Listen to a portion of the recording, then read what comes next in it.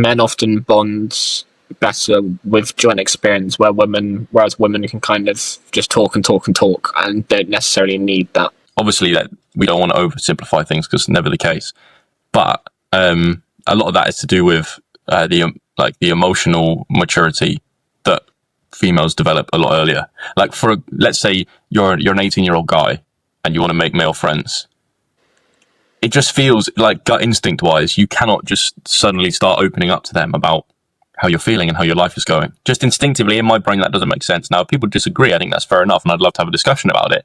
But instead, you might meet your friends at work, or you might play like 7-a-side football on a Saturday, and then while you're in that action, in that mode, you play football with that person, you have a great time, you have a laugh, then you might go for a drink, you might have shared banter, whatever, and then you may get into the more emotional thing, like strands. But I think it's because the feminine is more in touch with the emotional world, with the spiritual world, with the informal parts of society, that it's more in their nature to discuss those kind of things. Now, this is not based on any science. This is literally just my own observations and my own gut instincts. But like, for example, I'm a bit more of an emotional guy than like many of my male friends in school.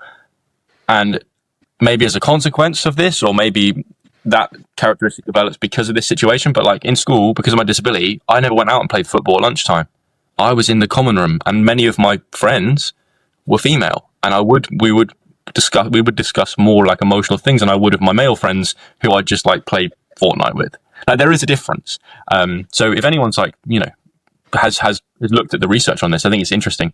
But I think there's a point there. Like, I think saying that it's just like a difference in wanting to talk is wrong. I think it's more about, maybe it's harder for men, for whatever reason, just based on their personality disposition, to go to those emotional places as easily.